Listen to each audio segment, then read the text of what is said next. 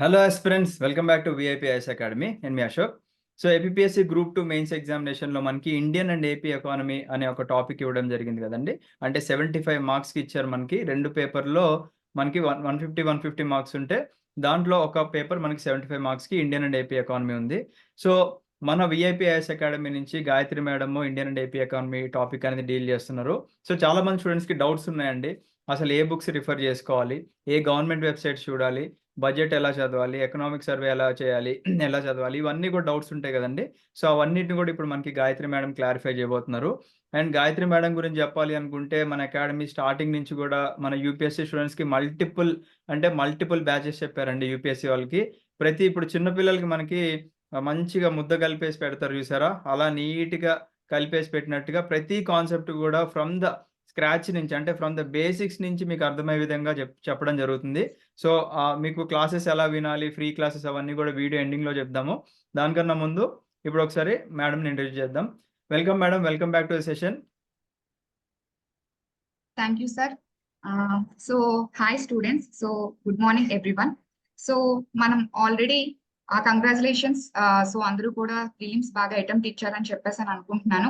Okay, so ఈ mains కి వచ్చేసరికి so it is the actually final point. So me goal reach అవ్వడానికి ఇది మనకి ఫైనల్ పాయింట్. ఎస్, సో అయితే ఇందులో మనం మా పేపర్ 2 ఎకానమిక్ సబ్జెక్ట్ చూసినట్లయితే ఇండియన్ అండ్ ఏపీ ఎకానమీ చూస్తే సో 75 మార్క్స్ ఉండడం జరిగింది. Yes, so first of all ఈ ఎకానమీ పేపర్ ని ఎలా డీల్ చేయాలి అని చూసే ముందు ఫస్ట్ ఆఫ్ ఆల్ ఒక చిన్న స్టోరీ చూద్దాం. ఓకే, సో జనరల్ గా మనం ఏదైనా ఒక కాంపిటేటివ్ ఎగ్జామినేషన్స్ కి వెళ్ళేటప్పుడు జనరల్ గా ఎలా ప్రిపేర్ అవ్వాలి, ఏ బుక్స్ అనేది చదవాలి. ఓకే, సో టాపర్స్ ఎవరైనా ఉన్నా, ర్యాంకర్స్ ఎవరైనా ఉన్నా, సార్ మీరు ఎలా ప్రిపేర్ అయ్యారు, ఎలా ప్రిపేర్ అయితే మనం జనరల్ గా ఈజీగా క్రాక్ చేస్తామని ఓరియంటేషన్ అడుగుతాం. లైక్ ఎలా అడుగుతాం, సార్ మాకు మీ స్ట్రాటజీ ఏంటో చెప్పండి అని చెప్పేసి అని అడుగుతాం. ఎస్, ఇంతకీ స్ట్రాటజీ అంటే ఏంటి, మీ స్ట్రాటజీ చెప్పండి అంటే మనం ఏం అడుగుతున్నట్టు అక్కడ అంటే, సో స్ట్రాటజీ అంటే మనకి ఉన్న డిఫరెంట్ ఆల్టర్నేటివ్స్ లో మన ఆబ్జెక్టివ్ రీచ్ అవ్వటానికి లెస్ టైంలో ఉన్న రిసోర్సెస్ తో ఎలా రీచ్ అవ్వాలనేది అక్కడ పాయింట్. ఎస్, మీకు సింపుల్ గా అర్థం కావాలంటే వైజాగ్ నుంచి హైదరాబాద్ వెళ్ళాలనుకుంటున్నాం. సో వైజాగ్ నుంచి హైదరాబాద్ కి మనం చాలా వేస్ లో వెళ్ళొచ్చు, ఫ్లైట్ లో వెళ్ళొచ్చు, లేకపోతే ట్రైన్ లో వెళ్ళొచ్చు, బస్ లో వెళ్ళొచ్చు, ఓకే, కార్ లో కూడా వెళ్ళొచ్చు. ఓకే, సో ఇన్ని మీన్స్ ఉన్నాయి కదా. సో అందులో నీకు ఎక్కడికి రీచ్ అవ్వాలి, ఐ మీన్ టు సే నీ పర్సన్ పర్స్పెక్టివ్ గా, I mean to say for example నేను ఉన్నాను అనుకోండి, నాకు ఫైనాన్షియల్ రిసోర్సెస్ బట్టి నాకు సేఫ్టీ ఇంపార్టెంటా, నాకున్న ఫైనాన్షియల్ రిసోర్సెస్ ఇంపార్టెంటా, లేకపోతే నాకు కంఫర్టబిలిటీ ఇంపార్టెంటా, ఈ 3 ఆస్పెక్ట్స్ ని నేను కన్సిడర్ చేసి నేను ఇందులో ట్రైన్ లో వెళ్ళాలా, లేకపోతే ఏరోప్లేన్ లో వెళ్ళాలా, లేకపోతే బస్ లో వెళ్ళాలా, ఇది నేను చూస్ చేసుకోవడం జరుగుతుంది. బట్ నా ఫైనల్ ఆబ్జెక్టివ్ ఏంటి, నా ఫైనల్ ఆబ్జెక్టివ్ అనేది హైదరాబాద్ కి రీచ్ అవ్వడం అని నా ఆబ్జెక్టివ్. సో నాకున్న రిసోర్సెస్ బట్టి ఓకే, నేను తీసుకున్న ఫ్యాక్టర్స్, నాకు సేఫ్ గా రీచ్ అవ్వడం ఇంపార్టెంట్, నాకు తక్కువ టైంలో రీచ్ అవ్వడం important, at the same time నాకు కంఫర్టబుల్ గా వెళ్ళడం కూడా నాకు ఇంపార్టెంట్. ఈ 3 మోటోస్ ని నేను కన్సిడర్ చేసుకొని నేను ఫైనల్ ఆబ్జెక్టివ్ ని రీచ్ అవ్వాలనుకుంటున్నాను. ఎస్, సో అయితే ఎలా రీచ్ అయినా హైదరాబాద్ కి రీచ్ అవ్వాలనేది మాత్రం మర్చిపోం కదా. అట్ ద సేమ్ టైం అలాగే ఇప్పుడు ఎకానమీ అయితే ఈ సబ్జెక్ట్ ని క్రాక్ చేయడానికి నువ్వు ఏ విధంగా అయినా రీచ్ అవ్వచ్చు. అంటే నీ ఓన్ గా స్టాండర్డ్ బుక్స్ ని తీసుకొని నువ్వు చదవచ్చు, లేకపోతే ఒక కోచింగ్ ఇన్స్టిట్యూషన్ ద్వారాగా నువ్వు రీచ్ అవ్వచ్చు. ఓకే, సో డిఫరెంట్ మీన్స్ లో నువ్వు వెళ్ళొచ్చు యాక్చువల్ గా. బట్ ఇప్పుడు ఒక కోచింగ్ ఇన్స్టిట్యూషన్ ద్వారాగా రీచ్ అయితే నీకు ఏంటి అడ్వాంటేజ్ వస్తుంది, లేకపోతే పర్సనల్ గా నువ్వు చదివితే ఏం అడ్వాంటేజ్ వస్తుంది. సో ఈ డిఫరెంట్ ఆస్పెక్ట్స్ ఉంటాయి. సో నీ దగ్గర ఉన్న రిసోర్సెస్ బట్టి నువ్వు ఫైనల్ గా నీ గోల్ రీచ్ అవ్వడానికి నువ్వు ఎలా ప్లాన్ చేసుకుంటున్నావు అనేది ఇక్కడ important. Yes, are you getting my point? సరే, సో ఇప్పుడు మన institution, I mean to say మనం ఇక్కడ చదువుకుంటే విఐపిఐఎస్ అకాడమీలో చదువుకుంటే మనం ఈ గోల్ ని రీచ్ అవ్వటానికి ఓకే, ఎకానమీని మాక్సిమం అప్ టు 75 మార్క్స్ ని క్రాక్ చేయడానికి మనం ఎలా ట్రై చేద్దాం అనేది చూద్దాం. Okay, so first of all general గా సిలబస్ ని ఇంపోర్ట్ చేయడం అనేది చాలా చాలా ఇంపార్టెంట్. సో ఇట్లా మనకి స్ట్రక్చర్ ఆఫ్ ఇండియన్ ఎకానమీ ఉంది కదా అని చెప్పేసి సో డైరెక్ట్ గా స్ట్రక్చర్ ఆఫ్ ఇండియన్ ఎకానమీలో నేషనల్ ఇన్కమ్ ఆఫ్ ఇండియాలో స్టార్ట్ చేయడం అనేది కరెక్ట్ కాదు. ఓకే, సో జనరల్ గా ఎక్కడి నుంచి స్టార్ట్ చేయాలి? మీకు ఒక సబ్జెక్ట్ ని మీరు చదవాలి అంటే ఏ పాయింట్ నుంచి స్టార్ట్ చేయాలి అని తెలుసుకోవడం చాలా చాలా ఇంపార్టెంట్ అన్నమాట. సో ఎకానమీ సబ్జెక్ట్ ఎలా ఉంటుందంటే ఒక చైన్ రియాక్షన్ లాగా ఉండడం జరుగుతుంది. అంటే ఒక ఫ్రంట్ టాపిక్ అంటే ఇనిషియల్ టాపిక్ మీకు అర్థం కాకపోతే ఆ నెక్స్ట్ టాపిక్ అనేది మీకు అర్థం కాదనమాట యాక్చువల్ గా. ఆ రియాక్షన్ మూడ్ లో వెళ్తే తప్పితే నీకు క్రక్స్ ఆఫ్ ద సబ్జెక్ట్ అనేది అర్థం కాదు. సో ఇక్కడ ఓరియంటేషన్ మీద ఎలా ఉండాలి అంటే ఎయిదర్ మీరు కోచింగ్ తీసుకున్నా లేకపోతే మీరు సెల్ఫ్ గా ప్రిపేర్ అయినా స్టార్ట్ విత్ సెకండ్ మాడ్యూల్ అంటే money, banking, public finance and foreign trade అని కనిపిస్తుంది చూసారా మీకు ఇక్కడ. Okay, so money, banking second part, money, banking second part, yes public finance and foreign trade ఇక్కడ కనిపిస్తుందా, ఇది మనం స్టార్ట్ చేయాలి. ఇందులో మళ్ళీ ఇక్కడ డిఫరెంట్ టాపిక్స్ ఉన్నాయి, ఇవన్నీ ఒకే గోలో మీరు చదవకూడదు. Okay, first of all functions and measures of money supply అన్న టాపిక్ ఉంది చూసారా, ఇక్కడ నుంచి స్టార్ట్ చేయండి. ఇది యాక్చువల్ గా అసలు ఎకానమీ ఎలా స్టార్ట్ అయింది, మనీ అంటే ఏంటి, కరెన్సీ అంటే ఏంటి, ఈ క్లారిటీ అనేది మీకు ఇవ్వటం జరుగుతుంది అనమాట.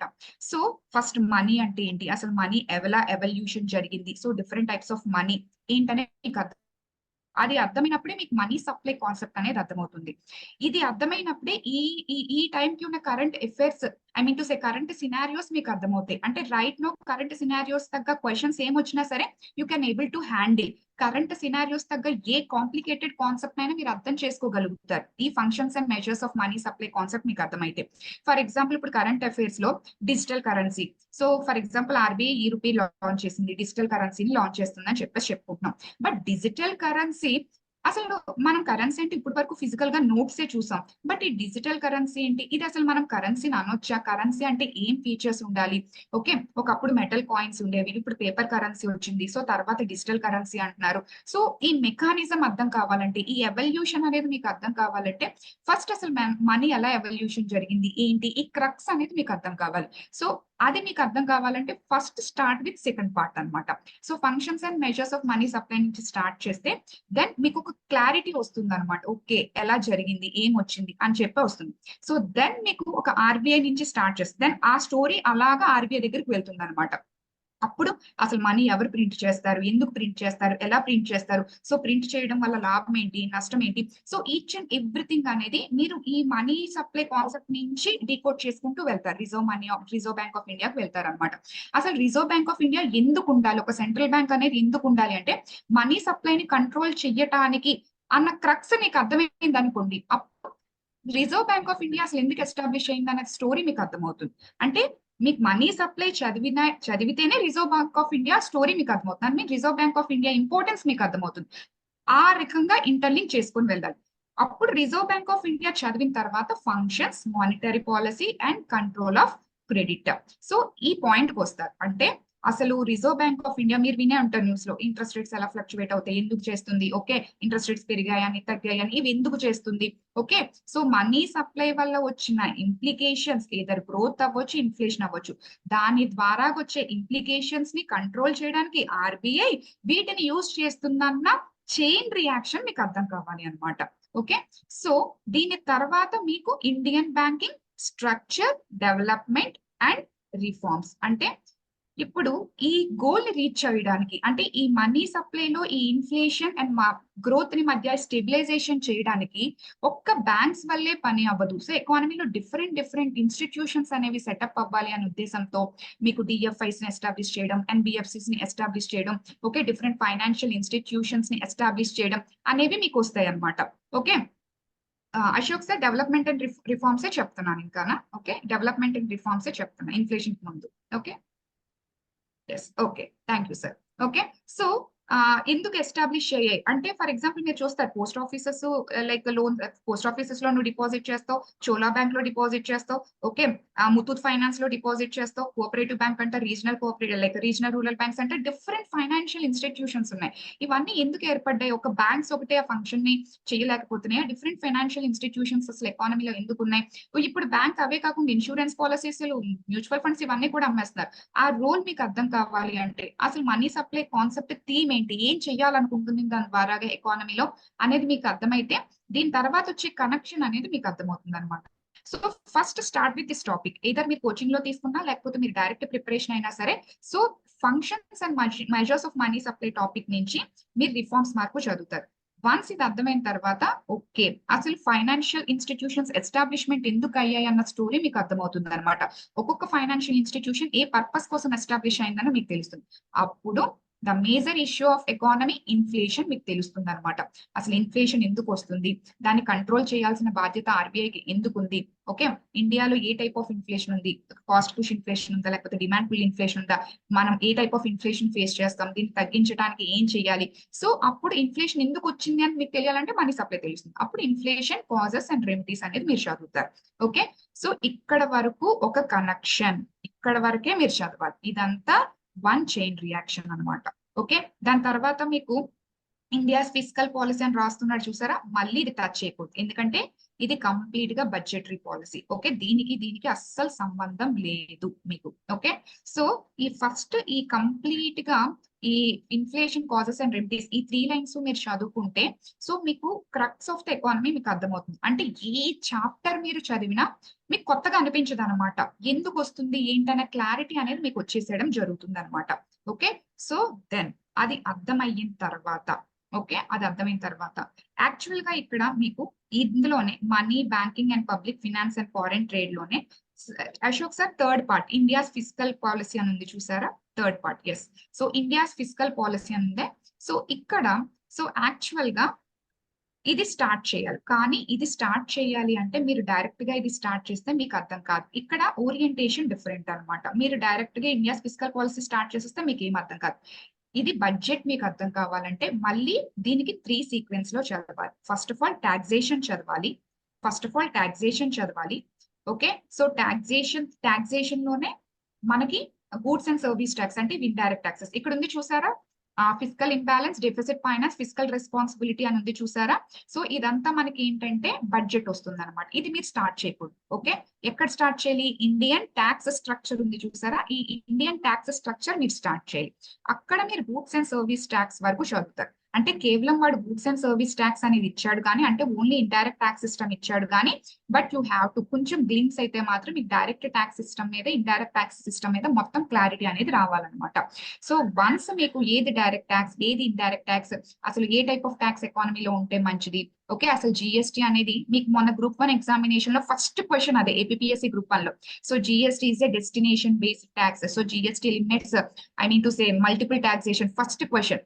సో అంటే అది కాన్సెప్చువల్ బిట్ అనమాట. అది మీకు అర్థం కావాలంటే అసలు జిఎస్టీ రిఫార్మ్ ఏంటనేది మీకు అర్థం కావాలి. సో ఈ టాక్సేషన్ ఇక్కడ చదువుతారు. ఇది చదివిన తర్వాత next sequence recent Indian budget అనేది చదవాలి. ఈ రీసెంట్ ఇండియన్ బడ్జెట్ అని సెపరేట్ గా ఇచ్చారు చూసారా, ఇది దీనిపైన ఇందాక మనం మాట్లాడుకున్నామా India's fiscal policy, fiscal imbalance, deficit finance, fiscal responsibility ఇదంతా బడ్జెట్ లోకి వస్తుంది అనమాట యాక్చువల్ గా. Okay so don't get confused, syllabus ని డీకోడ్ చేయడం తెలియాలన్నమాట. Okay so India's tax structure చదివిన తర్వాత అప్పుడు Indian budget and moreover మీకు Indian fiscal policy, fiscal imbalance, deficit finance ఇవన్నీ మీరు చదవడం జరుగుతుంది అనమాట. దీని తర్వాత పార్ట్ 1కి వెళ్ళండి. సో దీని తర్వాత పార్ట్ 1కి వెళ్ళండి. ఇక్కడ మీకు ఎకనామిక్ రిఫార్మ్స్ 1991 తర్వాత decentralisation of financial resources and Niti Aayog ఉంది చూసారా, అండ్ దీనిపైన మళ్ళీ strategy of planning of India ఉంది చూసారా, స్ట్రాటజీ ఆఫ్ ఇది ఏంటనుకుంటున్నారు, economic planning and reforms chapter. Okay first economic planning ఏంటి, సెకండ్ ఎకనామిక్ ప్లానింగ్ ఏంటి అని చెప్తారు. అది మీకు first economic planning, second economic planning commission ని అబాండన్ చేసి నీతి ఆయోగ్ ఎందుకు వచ్చింది, అసలు నీతి ఆయోగ్ కి ప్లానింగ్ కమిషన్ కి కంపారిజన్ ఏంటి, ఇది మీకు అర్థం కావాలి అంటే ఇది మళ్ళీ ఒక చైన్. టాక్సేషన్ అర్థం కావాలి, టాక్సేషన్ తర్వాత బడ్జెట్ అర్థం కావాలి, బడ్జెట్ తర్వాత ఎకనామిక్ ప్లానింగ్ అండ్ రిఫార్మ్స్ చదవాలి. ఈ 3 ఇదే లింక్ లో చదివితేనే మీకు కాన్సెప్ట్ అర్థమవుతుంది. ఏ బిట్ ఇచ్చినా సరే మీకు మిస్ అవ్వకుండా క్లియర్ అవుతుంది అనమాట. ఓకే సిలబస్ ఇచ్చారు కదా అని ఫస్ట్ మీరు నేషనల్ ఇన్కమ్ స్టార్ట్ చేశారంటే ఒక వారం చదువుతారు, ఆటోమేటిక్ గా మీకు ఏమి అర్థం కాదని కంప్లీట్ గా బుక్ క్లోజ్ చేసేస్తారు అనమాట. ఓకే సో సిలబస్ ని ఎలా చదవాలో తెలిస్తే అది మీరు ఇండివిజువల్ గా చదువుకున్నా సరే you can able to crack it. Okay so ఈ సెక్టర్ అయిపోయింది. సో మరి ఇలా నేను బుక్ చదువుకుంటే సరిపోతుందా మేడం అంటే మరి కరెంట్ అఫైర్స్ మిస్ అవ్వకూడదు కదా. సో కరెంట్ అఫైర్స్ ఇప్పుడు చూసుకోవాలి. ఇప్పుడు for example NITI Aayog economic planning సంబంధించి రీసెంట్ గా ఎక్కువ బడ్జెట్ కి సంబంధించి ఇష్యూస్ అవుతున్నాయి. ఫర్ ఎగ్జాంపుల్ టాక్సేషన్ కి సంబంధించి మనకేంటి, so tax to GDP ratio ఇండియాలో తక్కువ ఉందని చెప్పేసి ఈ మధ్య కరెంట్ అఫైర్స్ లో వస్తుంది. అండ్ బడ్జెట్ లో కేరళ గవర్నమెంట్ ఏంటంటే మాకు ఆఫ్ బడ్జెట్ బారోయింగ్స్ విషయంలో సో సెంట్రల్ గవర్నమెంట్ మాకు సపోర్ట్ చేయట్లేదు. ఓకే, సో అందుకని చెప్పి మేము సుప్రీం కోర్టులో కేసు వేయడం జరిగింది. అసలు ఈ ఆఫ్ బడ్జెట్ బారోయింగ్స్ అంటే ఏంటి, కేరళ గవర్నమెంట్ కేరళ గవర్నమెంట్ కరెక్టా లేకపోతే లైక్ ఇండియన్ గవర్నమెంట్ ఏదైతే 15th ఫినాన్స్ కమిషన్ చెప్పిన రికమెండేషన్స్ చెప్తుందో అది కరెక్టా, ఇది మీకు అర్థం కావాలి. అండ్ ఈ ఆఫ్ బడ్జెట్ బారోయింగ్స్ ఈ మధ్య విపరీతమైన కరెంట్ అఫైర్స్ లో ఉంది. సో ఈ కాంటెక్స్ట్ లో దాని మీద మీరు కాన్సన్ట్రేషన్ చేస్తే సో ఖచ్చితంగా బిట్ వచ్చే ఛాన్స్ అనేది ఉంటుంది. అంటే మీరు ఆ సబ్జెక్ట్ ని చదువుతున్నప్పుడు, ఆ టాపిక్ ని చదువుతున్నప్పుడు దానికి రిలవెంట్ గా ఉన్న కరెంట్ అఫైర్స్ అనేది మీరు చదవగలిగే క్యాపబిలిటీ అనేది మీరు రిటైన్ చేసుకోవాలి. ఓకే, సో మీరు నోట్స్ ఎలా రాయాలంటే లెఫ్ట్ సైడ్ ఒక పేజ్, లెఫ్ట్ సైడ్ ఒక మార్జిన్ ఉండాలి, రైట్ సైడ్ ఒక మార్జిన్ ఉండాలి, సెంటర్ లో చిన్న స్పేస్ ఉండాలన్నమాట. So left side margin, so ఇందులో లెఫ్ట్ సైడ్ ఒక మార్జిన్, రైట్ సైడ్ ఒక మార్జిన్ ఉండాలి. సో రైట్ సైడ్ ఏంటంటే కరెంట్ అఫైర్స్ మొత్తం రాయగలగాలి, ఆ టాపిక్ రిలవెంట్ అయిన కరెంట్ అఫైర్స్ రాయగలగాలి. సో లెఫ్ట్ సైడ్ ఏంటంటే మీకు ప్రీవియస్ ఇయర్స్ క్వశ్చన్స్ ఏవైతే వస్తాయో ఆ topic relevant previous year questions మీరు టెస్ట్ సిరీస్ చేసినప్పుడు రాసుకోగలగాలి. సో దట్ టాపిక్ చదువుతున్నప్పుడు దానికి రిలవెంట్ ఉన్న కరెంట్ అఫైర్స్ నువ్వు చదివేస్తావు, దానికి రిలవెంట్ ఉన్న పీవైక్యూస్ కూడా నువ్వు చేసేస్తావు. సో నీ యొక్క బుక్ అనేది నీ దగ్గర ఉంటే సో ఆటోమేటిక్ గా ఏంటంటే సో లాస్ట్ వెళ్ళేసరికి సగం ఏమో ఒక బుక్ లో చదివి, సగం ఒక బుక్ లో చదివి, సగం ఎక్కడో వీడియోలో చూసి, సో లాస్ట్ కి వచ్చేసరికి నీకు రివిజన్ కాంప్లికేట్ అవుతుంది. సో ఎప్పుడు కాంప్లికేటెడ్ చేసుకోకూడదు. నువ్వు ప్రిపరేషన్ లో ఏంటంటే ఆ ఎఫర్ట్స్ పెట్టినట్లయితే అది నీకు రివిజన్ టైంకి వెళ్ళేసరికి సో ఫ్రూట్స్ అనేవి ఈజీగా వస్తాయి. సో నీ బుక్కే అల్టిమేట్ గా నీ రిసోర్స్ అవ్వగలగాలి అనమాట. ఆ హార్డ్ వర్క్ ఇక్కడే చేస్తూ ఉండగలగాలి. ఓకే, సో ఇక్కడ ఇప్పుడు టూ సెక్షన్స్ మనం చదువుతాం. ఇక్కడికి 2 సెక్షన్స్ అయింది. సో చూస్తారా, ఇక్కడ 2 సెక్షన్స్ మనం కంప్లీట్ చేస్తే ఆటోమేటిక్ గా సెకండ్ పార్ట్ అయిపోయింది, ఫస్ట్ పార్ట్ లో సగం పార్ట్ అయిపోయింది. నౌ ఇప్పుడు you are ready with the concept of taxation. మళ్ళీ ఫస్ట్ పార్ట్ కి వెళ్దాం. సో ఇప్పుడు టాక్సేషన్ మీద మీకు గ్రిప్ వచ్చింది. టాక్సేషన్ వచ్చిన తర్వాతే you have to start national income. అప్పుడు మాత్రమే మీరు నేషనల్ ఇన్కమ్ అనేది చదవాలి. ఓకే, ఎందుకంటే ఫస్ట్ చాలా మంది ఎకానమీ అనగానే GDP, GNP, national income start చేసేస్తారు. బట్ అసలు జిఎన్పి అంటే ఏంటి, నేషనల్ ఇన్కమ్ అంటే ఏంటి? ఓకే, సో జిఎన్పికి నేషనల్ ఇన్కమ్ అంటే ఎన్ఎన్పి ఫ్యాక్టర్ కాస్ట్ అంటాం. సో జిఎన్పి అంటే జిఎన్పి మార్కెట్ ప్రైస్ అంటాం. ఓకే, ఈ మార్కెట్ ప్రైస్ ఏంటి, ఫ్యాక్టర్ కాస్ట్ ఏంటి, ఇవన్నీ మీకు అర్థం కావాలి అంటే సో మార్కెట్ ప్రైస్ కి ఫ్యాక్టర్ కాస్ట్ కి డిఫరెన్స్ ఏంటి అక్కడ, సో నెట్ ఇండైరెక్ట్ టాక్సెస్ ఉంటాయి. Okay, at the same time me current prices, constant prices అంటే ఏంటి, ఇవి అర్థం కావాలంటే మళ్ళీ మీకు ఇన్ఫ్లేషన్, ఆల్రెడీ ఇన్ఫ్లేషన్ చదివేశారు కదా ఇందాక మనీ అండ్ బ్యాంకింగ్ లో. సో కాబట్టి ఇప్పుడు మీరు నేషనల్ ఇన్కమ్ లో వచ్చే టాపిక్స్ లైక్ ఇన్ఫ్లేషన్ కి సంబంధించి current prices, constant prices, GDP deflator అని చదువుతారు. అది మీకు అర్థం కావాలంటే ఆల్రెడీ మీరు ఇన్ఫ్లేషన్ కంప్లీట్ చేసుకుని ఉంటారు ఆల్రెడీ ముందుగా. సో ఇది కంప్లీట్ చేసుకుంటే మీకు జీడిపి డిఫ్లేటర్ అర్థమవుతుంది. సో జీడిపి డిఫ్లేటర్ అర్థమైతే కరెంట్ అండ్ కాన్స్టెంట్ ప్రైసెస్ అర్థమవుతుంది. So market price and factor cost అర్థం కావాలంటే నెట్ ఇండైరెక్ట్ టాక్సెస్, అంటే అసలు ఇండైరెక్ట్ ట్యాక్స్ అంటే ఏంటో తెలిస్తే కదా అప్పుడు మీకు నెట్ ఇండైరెక్ట్ టాక్సెస్ అంటే ఏంటో తెలిస్తే. సో ఈ కాన్సెప్చువల్ బేస్ తో now you are ready to study national income of India. అప్పుడు మీరు నేషనల్ ఇన్కమ్ ఆఫ్ ఇండియా చదవడానికి రెడీగా ఉంటారనమాట. ఓకే, సో అప్పుడు కాన్సెప్ట్ ఏంటి, మెజర్మెంట్ ఏంటి, సో ఆక్యుపేషనల్ ఫ్యాక్టర్స్ అంటే లైక్ సెక్టోరల్ డిస్ట్రిబ్యూషన్ అంటే ఏమీ లేదు, మనకి 3 సెక్టర్స్ ఉంటాయి, agricultural sector, manufacturing sector, more or less industrial sector, service sector. So ఏ సెక్టర్ ఎంత కాంట్రిబ్యూట్ చేస్తుంది అన్న డేటా మనం తీయగలగాలి.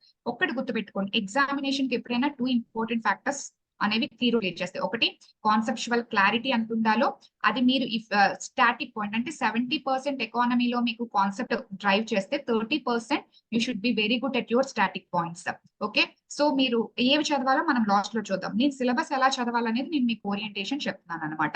ఏం చదవాలి ఎలా లైక్ అనేది నేను లైక్ లాస్ట్ లో నేను కంప్లీట్ చేయడం జరుగుతుంది. Okay, so next, so by this way so మనం first part and second part complete చేసుకున్నాం. అండ్ సెకండ్ పార్ట్ వచ్చేసరికి లాస్ట్ లో ఇండియన్ బ్యాలెన్స్ ఆఫ్ పేమెంట్స్ ఉంది చూసారా, ఇండియాస్ బ్యాలెన్స్ ఆఫ్ పేమెంట్స్, ఇది కంప్లీట్ గా ఎక్స్టర్నల్ సెక్టర్ అన్నమాట.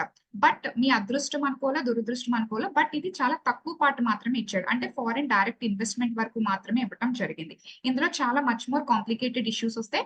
సో బట్ ఎనీహౌ మీకు ఓన్లీ ఫారిన్ డైరెక్ట్ ఇన్వెస్ట్మెంట్ ఇచ్చాడు కాబట్టి అక్కడ వరకు చదువుకుంటే సరిపోతుంది.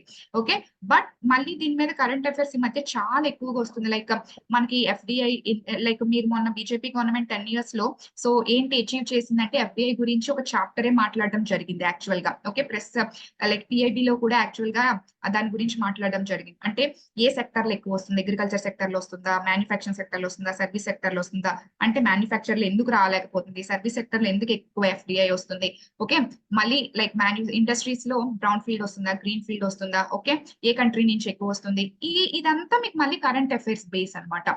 సో ఈ టాపిక్ ని చదువుతూ మీరు కరెంట్ అఫైర్స్ ని లింకప్ చేసుకోగలగాలన్నమాట ఆటోమేటిక్ గా. Okay yes. So now third topic వచ్చేసరికి agriculture sector, industrial sector and services and Indian economy.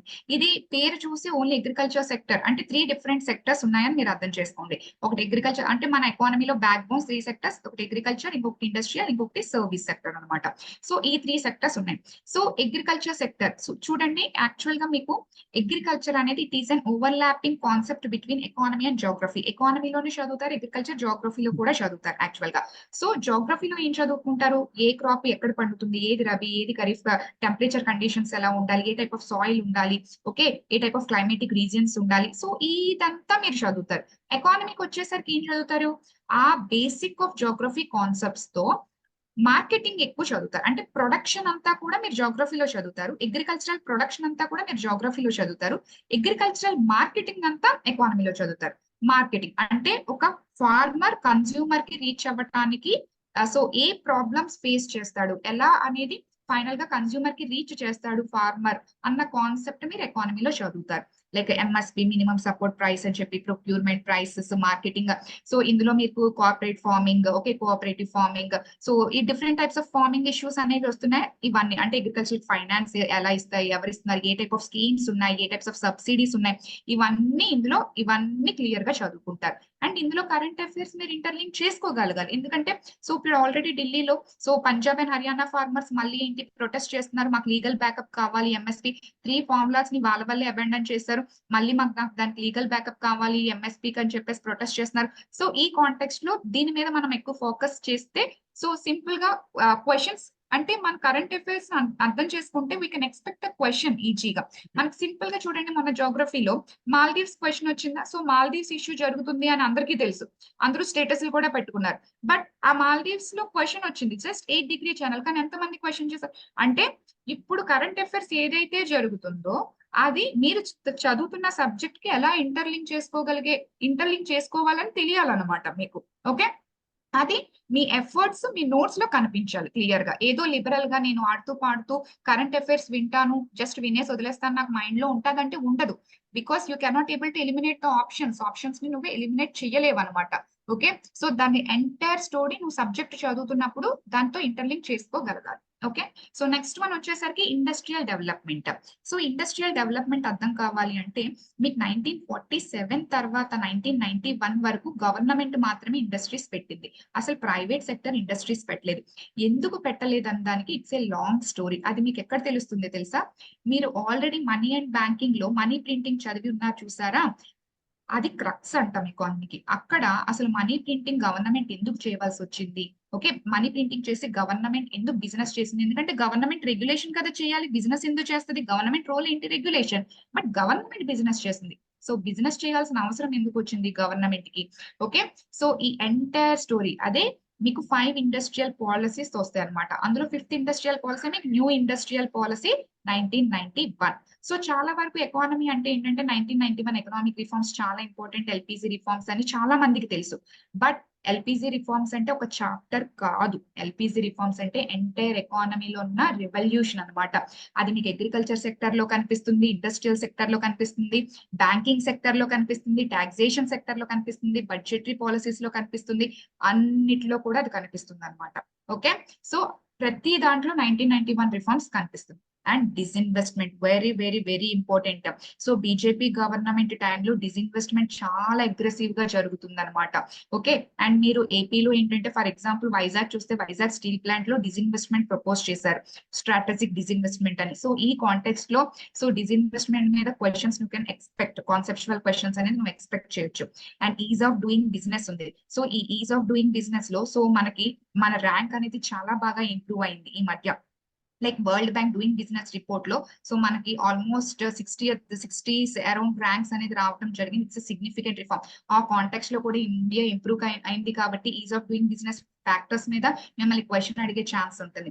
And industrial sickness అంటే సో ఫర్ ఎగ్జాంపుల్ ఒకవేళ ఇండస్ట్రీ అనేది లాస్ అయిపోతే సో దాన్ని ఎలా లిక్విడేట్ చేస్తామన్న ప్రాసెస్, దీనికి సంబంధించి IBC 2016 గురించి మనం మాట్లాడతాం.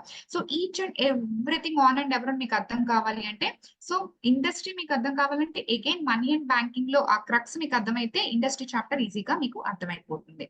Okay, yes. So finally so service sector. So service sector చాలా ఈజీ చాప్టర్, ఏంటేంటి ఉన్నాయని తెలుసుకుంటే సరిపోతుంది. కొంత స్టాటిక్ పాయింట్స్ అనేది మనం చదువుకుంటే సరిపోతుంది అనమాట. స్టాటిక్ పాయింట్ అంటే ఏ రోల్ ఎక్కడ ఉంది, ఓకే, సర్వీస్ సెక్టర్ కాంట్రిబ్యూషన్ ఎంత, జీడిపి ఏంటి, ITITES లో అంటే information technology and information technology enabled services లో BPO అంటారు చూస్తారా, కన్సల్టెన్సీ సర్వీసెస్, అందులో రోల్ ఏంటి. సో ఇది చాలా మైన్యూట్, జస్ట్ 1 day లో అయిపోయే టాపిక్. మీరు 1 day లో బుక్ లో కొంచెం చదివినా సరే సో ఈజీగా అయిపోతుంది సర్వీస్ సెక్టర్ అని చెప్పేసి. Okay, yes. సో ఇది యాక్చువల్ గా కాన్సెప్ట్ మీరు నేర్చుకోవాల్సిన పార్ట్, ఇదంతా కాన్సెప్ట్. మరి 4th to 5th ఏంటి మేడం, ఈ రెండు మీ అప్లికేషన్స్ అన్నమాట.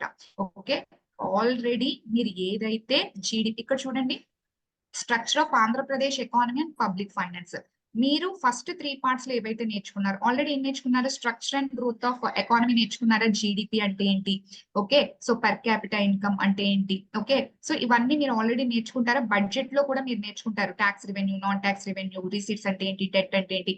ఆ కాన్సెప్ట్ మొత్తాన్ని ఏపీ స్టేట్ కి అప్లై చేస్తున్నాం. ఓకే, సో ఏపీ యొక్క domestic gross state domestic product ఎంత, సో ఏపీలో ఏ సెక్టర్ లో ఎక్కువ జాబ్స్ క్రియేషన్ అవుతాయి, ఏపీ యొక్క పర్ క్యాపిటల్ ఇన్కమ్ ఎంత, ఏపీకి ఎంత రెవెన్యూ వస్తుంది, ఎంత ఎక్స్పెండిచర్ చేస్తుంది, ఎంత టోటల్ గా డెట్ ఉంది, ఓకే, ఎంత ఇంట్రెస్ట్ పే చేస్తుంది. సో ఇదంతా జస్ట్ మీరు సోషియో ఎకనామిక్ అవుట్లుక్ అని ఉంటుంది అనమాట ఏపీలో. ఓకే, మీరు 4th and 5th part మీరు క్రాక్ చేయాలంటే సోషియో ఎకనామిక్ అవుట్లుక్ అంటాం. సో ఈ సోషియో ఎకనామిక్ అవుట్లుక్ ని మీరు మొత్తం బుక్ అంతా అవసరం లేదు. ఓకే, ఏ చాప్టర్స్ అయితే ఇది ఒక బుక్లెట్ లాగే ఉంటుంది, ఒక్కొక్క చాప్టర్ ఇస్తాడనమాట. ఇందులో మీకు ఏంటి, సో ఏ చాప్టర్స్ అయితే ఇందులో మీకు మెన్షన్ చేశాడో అంటే జీడిపి గురించి, like more over budgetary compounds గురించి మాట్లాడాడు కాబట్టి ఆ కాంపోనెంట్స్ మాత్రమే మీరు సోషియో ఎకనామిక్ అవుట్లుక్ లో చదువుకొని ఆ స్టాటిక్ పాయింట్ 1 page లో రాసుకొని you should keep on revising అనమాట. Okay, you should keep on revising. ఇది just application orientation of the concept with respect to AP.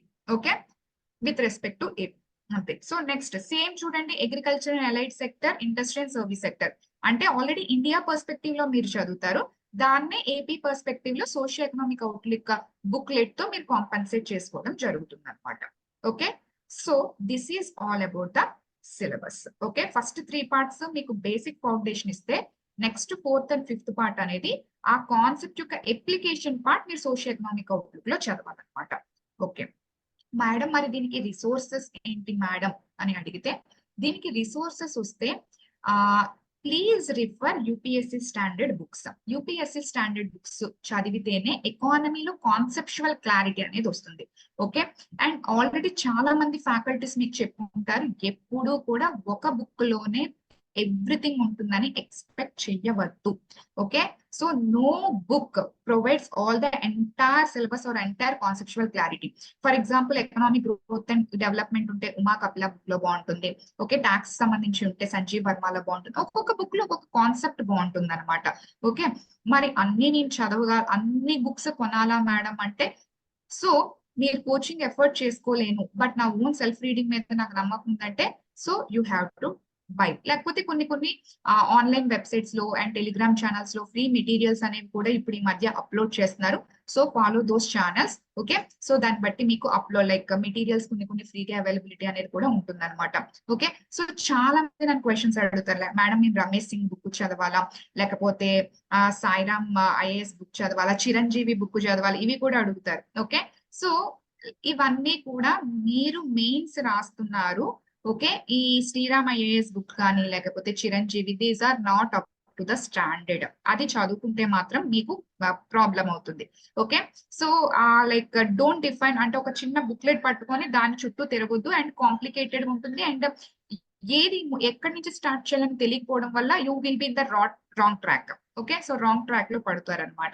So ఏ బుక్ తీసుకున్నా యూపీఎస్సీ స్టాండర్డ్ బుక్ లో లైక్ మీరు Ramesh Singh like it depends on you కూడా. నేను book విషయంలో నేను మీకే వదిలేస్తాను, ఎందుకంటే మీరు చదివిన స్టాండర్డ్ బట్టి డిపెండ్ అవుతుంది. ఓకే. సో మీ దగ్గర ఇంగ్లీష్ లైక్ బాగుంది, మాకు మంచి కమాండ్ ఉంది ఇంగ్లీష్ అనుకున్నారు అనుకోండి, you can go with Uma Kapila book or Sanjeev Verma book or Ramesh Singh book. Okay. లేదు మేడం మేము కొంచెం ఇంగ్లీష్ వీక్ గా ఉన్నాం, మాకు అంత కాంప్లికేటెడ్ సెంటెన్స్ ఫ్రేమింగ్ మాకు అర్థం కాదు అంటే మిశ్రా అండ్ పూరి బుక్ మీకు బానే ఉంటుంది. ఓకే. సో బట్ ఖచ్చితంగా ఏదైనా టూ సోర్సెస్ మాత్రం పెట్టుకుంటే తప్పితే మీకు కాన్సెప్చువల్ క్లారిటీ అయితే మాత్రం రాదు. ఓకే. సరే. సో వెబ్సైట్స్ వస్తే, గవర్నమెంట్ వెబ్సైట్స్ వస్తే ఇది మచ్ మోర్ కాంప్లికేటెడ్ ఏమీ కాదు. కాబట్టి ఎకానమీలో ఫర్ ఎగ్జాంపుల్ మీరు బడ్జెట్ చదివారు అనుకోండి, ఇండియా budget.gov.in.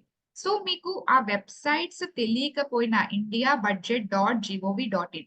ఓకే. వెబ్సైట్స్ తెలియకపోయినా ఏం పర్వాలేదు, మేడం మాకు అన్ని వెబ్సైట్స్ తెలియదు, మేము జస్ట్ ప్రిపేర్ అవుతున్నాము, ఇన్ని వెబ్సైట్స్ మేము ఎలా సెర్చ్ చేసుకోవాలి అనుకున్నా సరే, ఫర్ ఎగ్జాంపుల్ మీకు ఇండస్ట్రీకి సంబంధించిన స్టాటిస్టిక్స్ కావాలి, ఇండస్ట్రీ యూపీఎస్సి అని కొట్టారనుకోండి, డిఫరెంట్ వెబ్సైట్స్ తో సహా ఫర్ ఎగ్జాంపుల్ గవర్నమెంట్ వెబ్సైట్ ఒకటి ఓపెన్ అవుతుంది, మినిస్ట్రీ ఆఫ్ ఇండస్ట్రీస్ వెబ్సైట్ మీకు డేటా తెలుస్తుంది. ఓకే.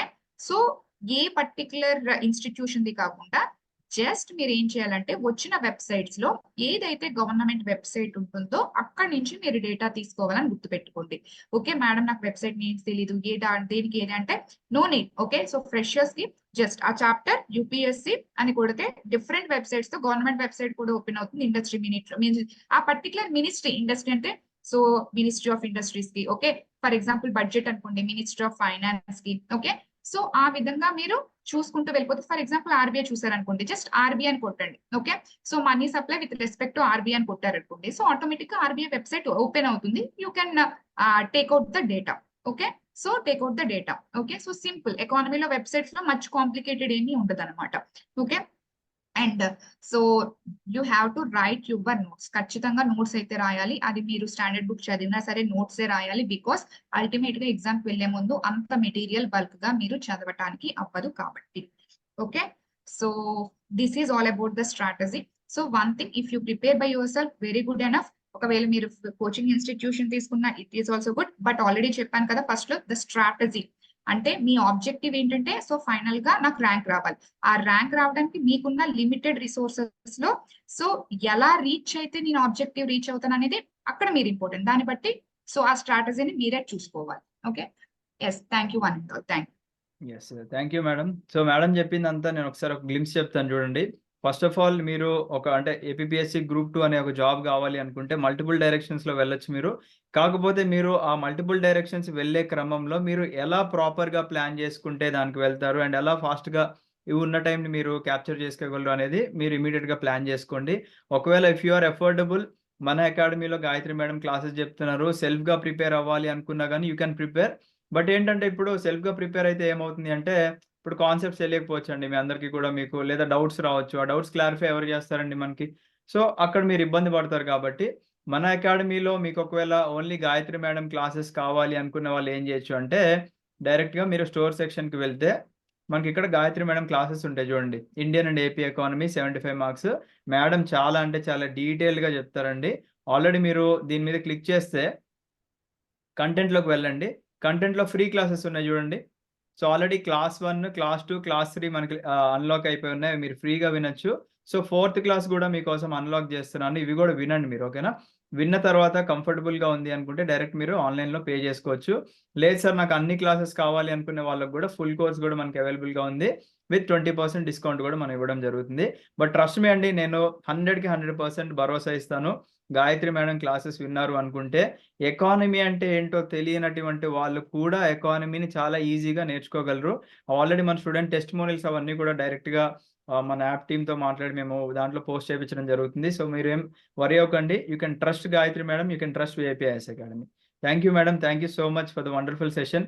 సో మంచిగా మేడం గైడ్ చేశారనుకుంటున్నాను. ఏ టాపిక్ ఫస్ట్ చదవాలి, తర్వాత ఏది లింక్ చేసుకుంటూ చదవాలి, ఏ బుక్స్ రిఫర్ చేయాలని కూడా చెప్పారు. కాబట్టి వీటన్నిటిని మీరు ప్రాపర్‌గా ఫాలో అయితే ఖచ్చితంగా మాక్సిమం మార్క్స్ వచ్చే అవకాశాలైతే ఉన్నాయన్నమాట. Thank you sir. Thank you so much and all the best everyone. Thank you sir.